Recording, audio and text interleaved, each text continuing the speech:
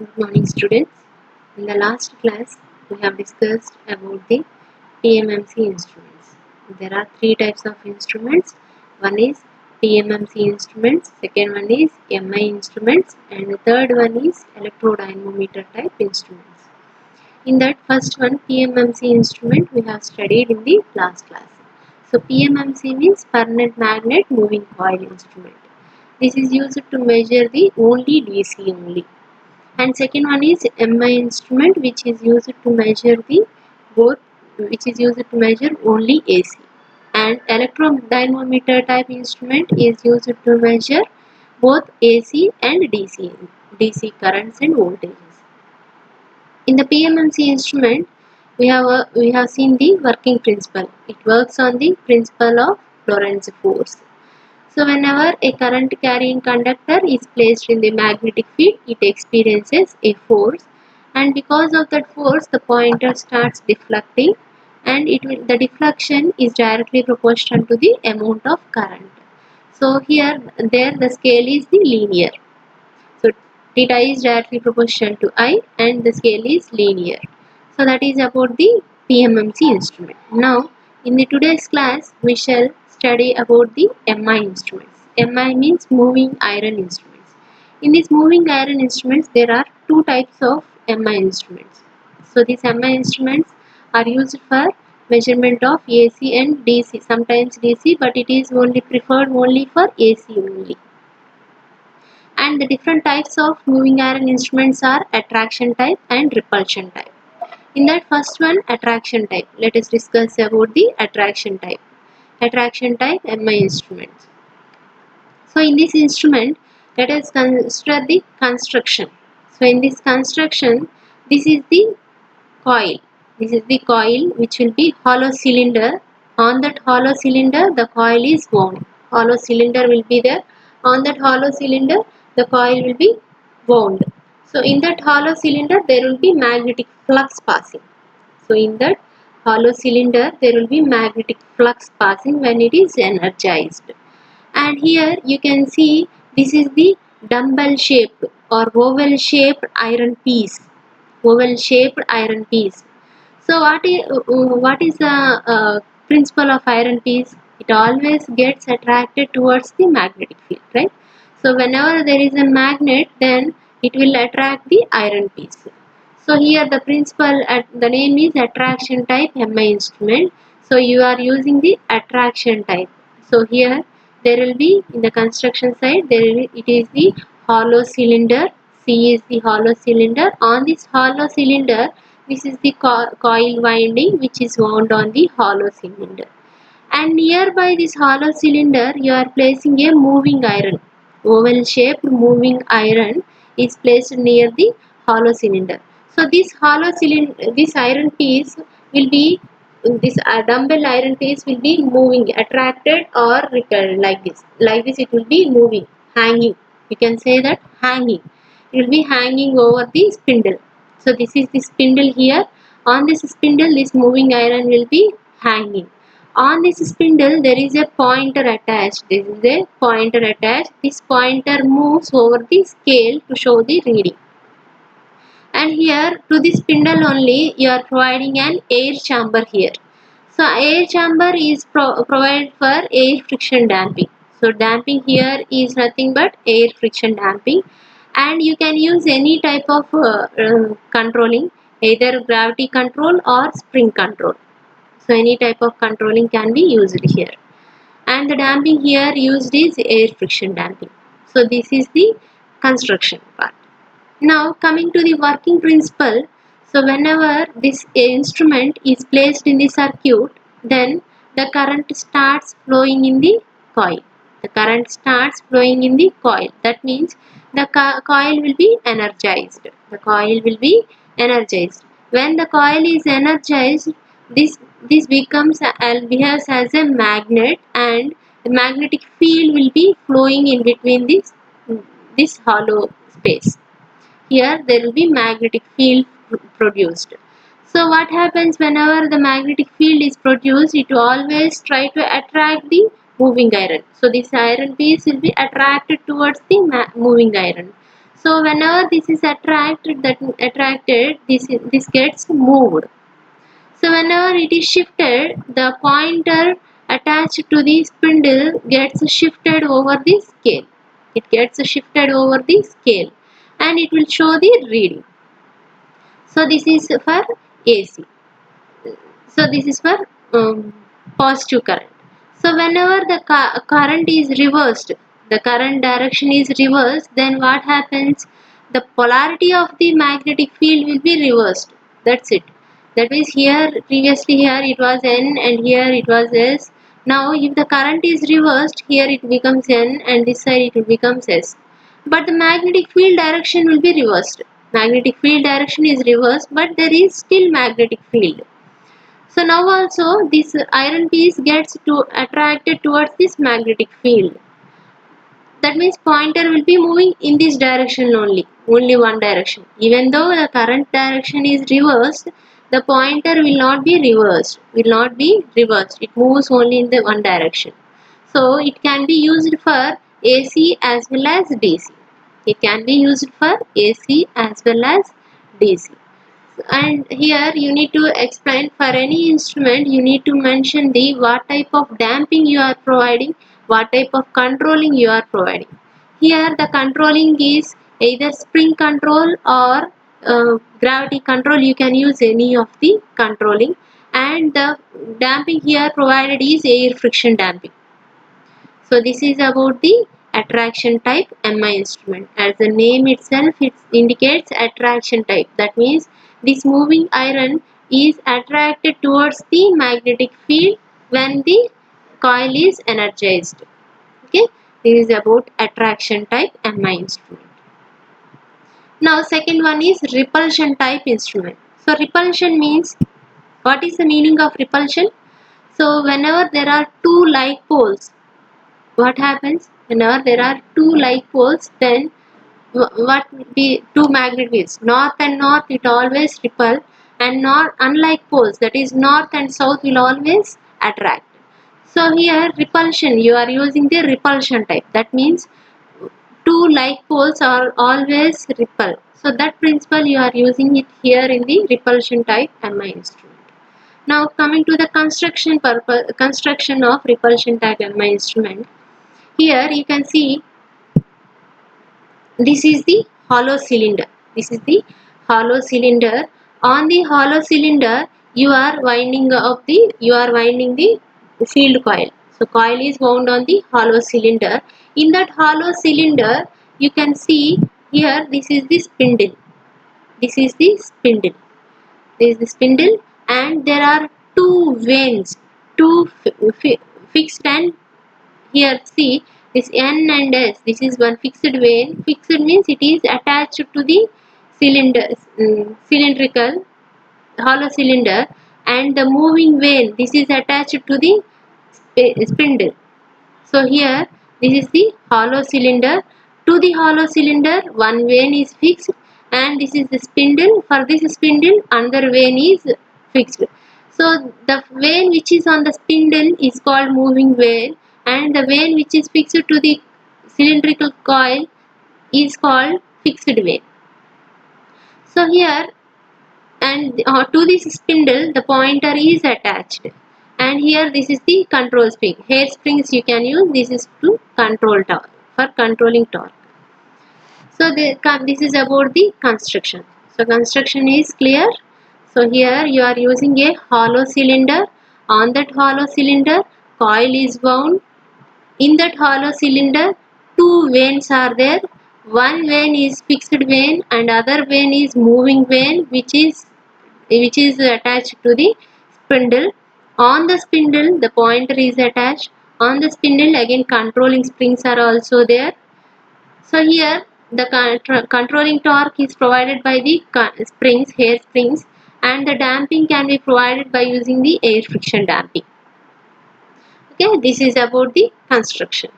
Now coming to the working, whenever current is given to the coil, field coil, whenever the instrument is connected in the circuit, the current flows through the instrument. Whenever the current flows through the instrument, the field coil will get energized. will get energized, and it will produce poles on the two vanes likely. So on the fixed vane, if it produces N and S, on the moving vane also it produces north and south poles. If it produces on the fixed vane south and north poles, here also it will be south and north poles. That means like poles will be induced on both the vanes. Like poles will be induced on both the vanes. So when these vanes are like poles, then what happens when they are nearby? What happens? They will repel each other. So this vane will get repelled and it would moves away from the fixed vane. It moves away from the fixed vane. Then the pointer attached to the spindle to the moving vane. So this moving vane is attached to the spindle, and this on the spindle the pointer is also attached. So whenever the moving vane goes away, the pointer also starts moving over the scale. The moment the deflection will show the amount of current flowing through the instrument. So this is the working principle. So whenever the current direction is reversed, the field coil is energized, but it will indicate the same poles, like poles. That means here south and north will be induced, here also south and north will be induced on the fixed and moving waves. Then also repulsion takes place, and then also the pointer will be moving. So this is the working principle of repulsion type instruments. So in the attraction type, the moving iron will be attracted towards the magnetic field. Whenever the current is reversed also, it will be attracted towards the magnetic field. Here the controlling torque can be either spring control or gravity control, and the damping provided here is air friction damping. Coming to the repulsion type, here the main principle is the repulsion. So whenever the current is energized, the poles will be induced, and the like poles will be induced on both the vanes, and they will get repelled. And here the controlling torque is spring control, and the damping is air friction damping. Here you are using. This is the working principle of MI instruments. Okay, now for the torque equation of MI instrument. So now here we need to derive the torque equation of MI instruments. So let us consider I is the initial current. I is the initial current flowing through the MI instrument, and DI is nothing but the increase in current, that is change in current through the MI instrument. L is the inductance of the instrument, and DL is the change in inductance. D represents change. Theta is equal to deflection, d theta is equal to change in deflection. Now whenever there is change in current, then what happens? There is change in applied voltage also. So what is that change here? E is equal to, we all know that what is E is equal to d by dt of Li. So if you differentiate Li, keeping 1 as constant, I outside, I into dl by dt plus L into di by dt. So this is the applied voltage. Now what is the energy? Energy is nothing but EI dt. So voltage current into change in time. That is equal to, if you multiply the above equation into I dt, then it becomes I square dl plus IL di. Now this is the electrical energy supplied. Now the stored energy changes from. So usually energy stored in an inductance is half Li square. Initially it is half Li square, but this is changed to, now I becomes I plus di and L becomes L plus dl. So that is equal to half into I plus di whole square plus into L plus dl. Now you can apply A plus B whole square formula. What is A plus B whole square? A square plus B 2AB plus B square. The same you have applied here, and you have expanded this one. So that becomes, change becomes means this component minus the initial one, the final one minus the initial one. If you subtract these two, the change in stored energy becomes 1 IL di plus half I square into dl, where you can neglect the higher order terms, that is second and higher order terms, you can neglect. This is the change in stored energy. But we know that according to principle of conservation of energy, electrical energy supplied is equal to increase in stored energy plus mechanical work done. So electrical energy supplied is nothing but this equation, and change in stored energy is this one, and mechanical work done is nothing but Td into d theta, where Td is the torque and d theta is the change in deflection. This is the mechanical work done. So if you solve this equation, it becomes Td d theta is equal to half I square dl.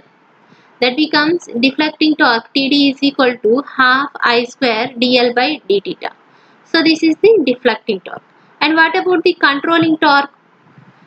Controlling torque, as you are using spring control, Tc is equal to K into theta. Now at equilibrium, this becomes Tc is equal to Td. That is, controlling torque is equal to deflection torque. So Tc is equal to Td means theta is directly proportional to E. So if you cancel out all these constants, these are all constants, then deflection will be directly proportional to I square. That is, change in deflection is proportional to the square of the current flowing through the instrument. The deflection is directly proportional to the square of the current flowing through the instrument. That is, the scale is non-linear. Whereas in case of PMMC instrument, the theta is directly proportional to I. Theta is directly proportional to I means the scale is linear there. For PMMC instrument, the scale is linear. But here you observe theta is directly proportional to I square. That means this is the equation of a parabola, and the equation will not be linear, and the scale is non-uniform. So only if you observe the MI instruments, for some time it will be nearby. The divisions will be nearby. After that it will be different. The gap between the 2 points will not be uniform. So scale is not uniform for MI instruments. That is because of this reason. That is, theta is directly proportional to I square. So the scale is not uniform. Hence, the current will be, the deflection is not linear. So this is about the torque equation of MI instruments. Next, advantages of MI instruments. So what are the different advantages? So it is suitable for AC as well as DC. So it is suitable for AC and DC. But whereas PMMC, it is suitable only for DC. Okay. Next one, good accuracy. The current shown here is of good accurate reading only. Next, it is cheaper in cost as compared to permanent magnet.